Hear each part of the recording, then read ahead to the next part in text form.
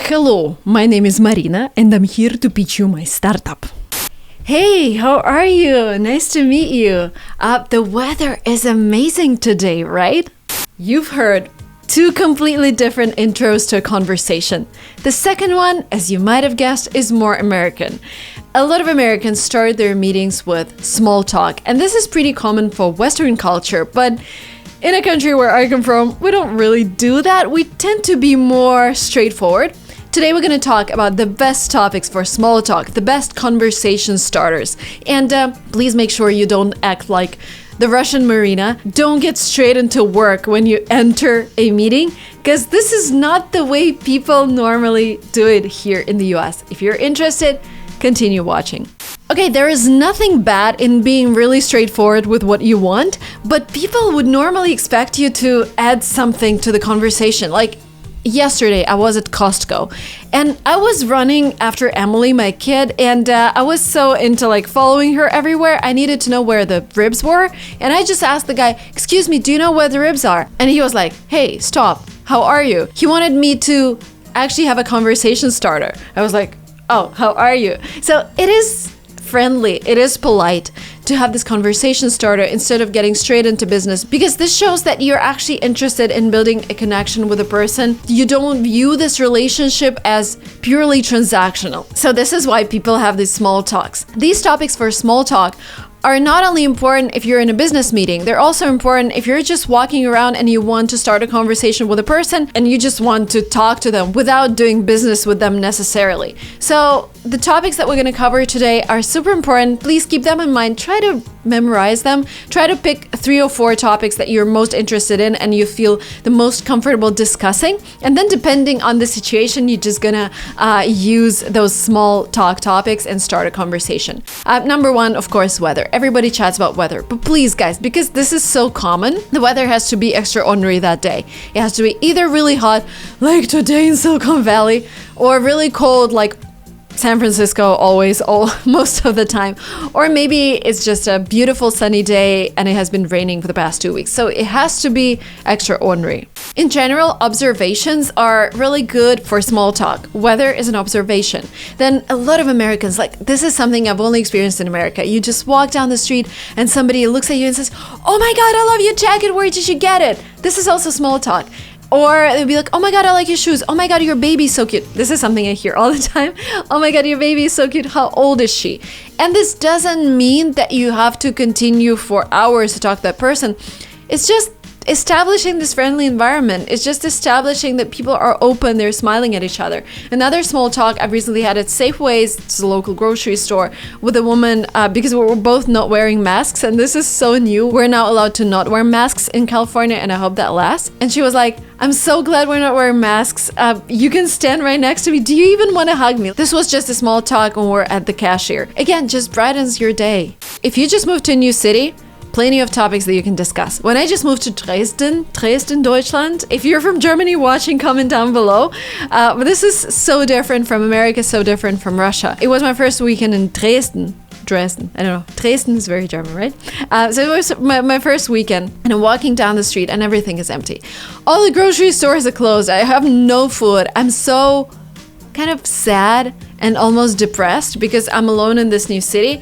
And then I see my friend and I'm like, "Guys, what do you do on weekends?" This is a great topic for a conversation. And he went on about reading books and doing laundry, and I'm like, I just came, I don't have any books with me, I don't have any laundry yet. But this is the way we became friends, because he offered me to cook some dinner for me because he had food at home, I didn't have anything. This is a conversation starter. You can ask about hidden gems in the city. You can ask about top 3 places to visit or the best restaurant for sushi. With small talks, it's not just about talking to a person, it's also making them understand that you understand them and connecting on a different level. So I would be really, really attentive to whatever you're talking about, and I would never skip a chance of a small talk. At LinguaTrip, a company that I started, we have an amazing course for everyone who wants to sound and live like a native speaker. So it's not just about accent, not just about speaking like a native speaker. It's about cultural tips. how do you behave as an American, which words you use, how you start a conversation, how you react to something. Amazing course by one of our amazing teachers, Venia, who moved to the US, who's an immigrant, but you can't really tell he's an immigrant because he's just so good at explaining the accent. He's just so good at explaining how to behave like an American. The link will be down below. You're gonna have a special discount because you watched this video. I recommend taking this course 100% because Venia is a person I would go to every single day when I have questions about like, oh, can you translate this for me? What did he mean? Or how do I react to this situation? He would always give me the best advice. So the link is down below. Highly, highly, highly recommended. Work is another topic for small talk, and it is very common in Silicon Valley and I guess everywhere. When you're at a party and you're meeting people, you want to know what they do professionally, and this is the way you ask it. What do you do professionally? Or what do you do in general? Who do you work for? This might be a little weird, but what do you do professionally? Or what do you do is a great question. And this is again a conversation starter, and somebody says, I'm a YouTuber. And I'm like, yeah, I'm a YouTuber as well. I'm a blogger. I talk about English. So talking about work, but it doesn't have to be too deep into detail, because if it's a party, if it's an informal event, people don't really want to go into details about their work unless it's a networking party where people would want to pitch their startup or what they're doing. Entertainment. When Dima and I go out and we meet new people, we always ask them, what are they watching right now in terms of TV shows? I've just finished watching The Manifest on Netflix, and I honestly think it's one of the best TV shows out there because it's about an airplane that disappeared and then came back. This is just a recommendation for you guys, Manifest.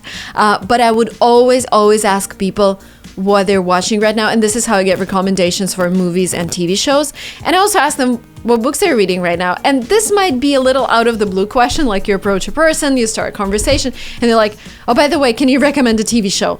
But then I tell them, ask this question almost everybody because I always need fresh ideas. Because otherwise, whenever we sit down with Dima in the evening and we decide to watch a movie, we spend half an hour looking for the right movie, and then we just end up falling asleep, and that's it. This is why I prefer to have a note with different recommendations from people I like. News, another great topic to discuss, but you need to know where you are. Like if you're in Silicon Valley in 2021, you want to discuss creator economy, NFTs, investing in AI, I don't know, people moving out of SF, people moving to Austin, or you want to discuss the latest tweet by Li Jin or somebody else, like you have to know what you're talking about. And if you are traveling somewhere or you're going to be at that party, try to follow people who are going to be at that party and see what they're tweeting about, what they're talking about. Always, if I have a conversation with someone, plan an interview, plan to reach out to someone, I would always read their Twitter or any other social media they're active on in order to know what kind of news I want to discuss with them. Travel, another great topic for the COVID era. When was the last time you traveled? Or if somebody traveled recently, they would be like, oh my God, I couldn't believe I was on a trip. Great topic. Or just saying, I haven't traveled for almost 2 years, and people be like, oh yeah, me too. Just proves that you're relatable. And in terms of timing, if I have half an hour call with someone, we would probably spend the first 5 or 7 minutes talking about random stuff, setting up this connection. And then the rest of the meeting, like 20-25 minutes, we would go into actual stuff. Hobbies, free time. Let me just give you some phrases. A lot of people here ask, what do you do when you're not working? Or are there any hobbies you're thinking of starting up? Food. This is a great topic if you are meeting someone at a restaurant. My favorite question would be, because I'm a fan of sushi, and if we go to a sushi place with someone, I would say, name top 3 restaurants where you've eaten sushi. Or I would just ask them in general, what are your top 3 restaurants? Again, great for recommendations. People love to share their experiences, especially if they travel a lot and they like food. And another great thing to do, I have a note where I just list different restaurants people love all over the world. It doesn't mean necessarily that I'm planning my trip to, Guatemala anytime soon, but I'm just writing things down. You never know where life brings you. And then you're in Guatemala and you have a list of restaurants. Life story. People love sharing stories about themselves. How did you get into Silicon Valley? Like a lot of people are immigrants here. Where were you born? How did you end up living in San Francisco? How did you end up working for this company? Tell me your story. And the last but not the least, family. This is something I would be careful about, especially asking about relationships and having kids, because if people have problems there, that might be a really sensitive topic and I don't want you to hurt them. So don't ask, do you have kids or are you planning to have kids? If they start a conversation about their kids, then ask them how old they are, what are their names. But if they don't mention kids, then don't ask about them. And if they don't mention a spouse themselves, don't ask them about getting married or dating. A person that you're talking to should be comfortable about this topic, and you will understand if they're comfortable if they start the conversation themselves, if they mention the spouse, if they mention their children. And my last tip, my worst problem when meeting new people, I forget their names right away. So I just reminded myself that whenever somebody tells me their name, like, hi, what's your name? My name is Emma. I'll say, oh, Emma, how did you end up living in San Francisco? So I would call them by name in the first question that I ask, and I try to say goodbye, Emma, at the end of the conversation, because otherwise I just forget names, and it's awful, really, because when you're meeting a person for the second time, you won't really ask for the name because you met before. And then sometimes I end up seeing people for the fifth time and I still don't remember their names, which is not the best situation. So I hope that the topics that I came up with in this video were useful. I hope my stories were something that entertained you. If you're not yet subscribed to this channel, hit the red button down below. Share this video with anyone who's moving to a foreign country or who wants to work in the US, UK, because this is super important. It's a #1 cultural thing that you have to learn because, you're gonna come out here and you want to be natural. Thank you guys so much. See you soon. ASMR.